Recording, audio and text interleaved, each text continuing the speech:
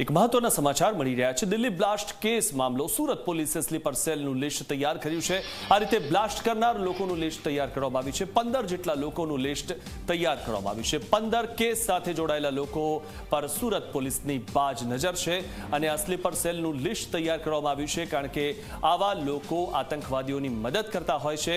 અને બ્લાસ્ટ કરનાર લોકોનું લિસ્ટ તૈયાર કરાયું છે। આ પ્રકારના બ્લાસ્ટ કરનાર લોકોનું લિસ્ટ તૈયાર કરાયું છે। 15 જેટલા લોકોનું લિસ્ટ તૈયાર કરવામાં આવ્યું છે। સુરતમાં આ જે 15 લોકો છે તેમનું લિસ્ટ તૈયાર કરવામાં આવ્યું છે। સ્લીપર સેલ જે હોય છે તે આતંકવાદીઓની મદદ કરતા હોય છે। આ વિશે વધુ માહિતી મેળવીએ અમારા સંવાદદાતા ચેતન પાસેથી। ચેતન, જે રીતે આ બ્લાસ્ટ થયો ત્યારબાદ સુરત પોલીસે આ 15 લોકોનું લિસ્ટ જે તૈયાર કર્યું છે સ્લીપર સેલ છે, શું વધુ માહિતી?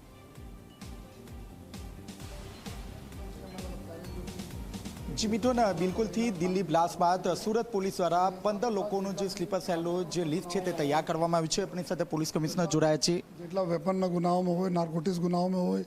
અને ભૂતકાળમાં બ્લાસ્ટના ગુનાઓમાં બી જેટલા લોકો છે, જો મદદ કરનાર હોય, જો અત્યારે છે એના કઈ રીતે વોન્ટેડ હોય, આ તમામ લોકોના અમે લોકો યાદી જો બનાવી છે એના ઉપર ક્રાઇમ બ્રાન્ચ અને એસઓજીના ટીમ આપણા ચેકિંગ કરી રહી છે, કામગીરી કરી રહી છે। સાથોસાથ ઘણા બધા લોકો એવા હોય છે જો બહારથી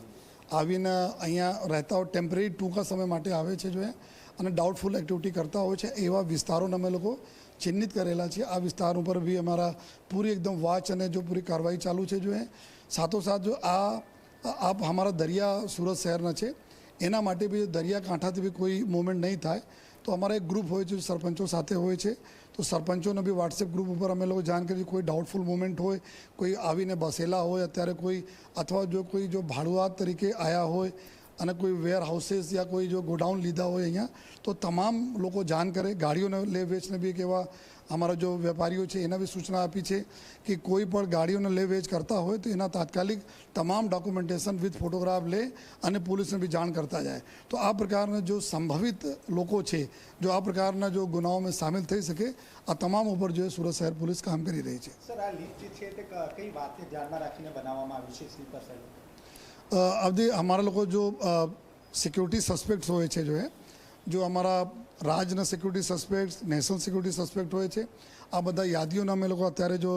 सर्क्युलेट करिए एना ऊपर जो अमलवारी भी चालू करी है जो साथोसाथ जो अमे लोग भूतकाल में अमुक वर्षों में जेटला मोटा जो नार्कोटिक्स ने गुनेगारों पकड़ाया छूटी गया हो अथवा जो वेपन्स में पकड़ाया हो छूटी गया हो, तो संभवित जो है एक एवा लोग हो जो कोई पण प्रकार ने एक्टिविटी करी सके तो आ लोगों ने भी हमारे रडार में है, एना ऊपर भी अमे लोग कार्रवाई करिए छीए। अने साथोसाथ जो है हमारा जो कि सूरत एक एवा शहर है कि ज्यां घણા બધા जो બહાર થી પબ્લિકને અવર જવર બહુ ફ્રીક્વન્ટ થતી હોય છે, તો એના અંદર કોઈ એવા તથ્યો નહીં આવી જાય એના માટે સ્થાનિકો લોકો સાથે જો બી અમે લોકો સંકલન કરીએ છીએ। એસઓજી કઈ રીતે નજર રાખશે આ સ્લીપર સેલ ઉપર? એસઓજી અને ક્રાઇમ બ્રાન્ચ આ બંને લોકોના કામગીરી ટોપ પ્રાયોરિટી આપવામાં આવી છે આ લોકો ઉપર જો કે આ પ્રકારના શું અત્યારે મૂવમેન્ટ છે, ક્યાં છે, શું કરી રહ્યા છે જો અને એના ચેકિંગ કરવાના અને સાથોસાથ જેટલા બી લોકો ગાયબ છે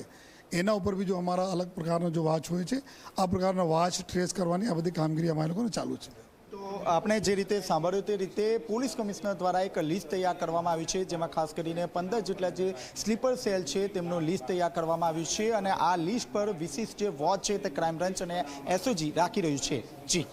બિલકુલ ચેતન, સવાલ એ ઉઠી રહ્યો છે કે આ સ્લીપર સેલ જે અત્યારે સ્લીપિંગ મોડમાં હોય છે, જો કે તેમને જ્યારે પણ હુમલો કરવાનો હોય ત્યારે તેમને એક્ટિવ કરવામાં આવતા હોય છે, આવા તો અનેક એવા સ્લીપર સેલ હશે, થોડાકની ઓળખ થઈ છે, વધુ સ્લીપર સેલ પણ તેમની પણ ઓળખ થાય તે માટે શું કઈ કાર્યવાહી?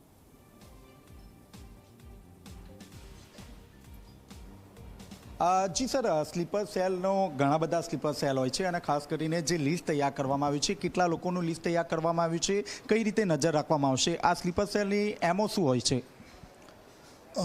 आप જોઈ શકો છો बहुत अनएक्सपेक्टेड टाइपના લોકો સામેલ હોય છે। દિલ્હી બ્લાસ્ટમાં બી આપ જુઓ તો ડૉક્ટર્સને ઇન્વોલ્વમેન્ટ થયા છે, તો બહુ અનએક્સપેક્ટેડ ચીજો હોય છે, તો એના માટે કોઈ પણ એવા વ્યક્તિ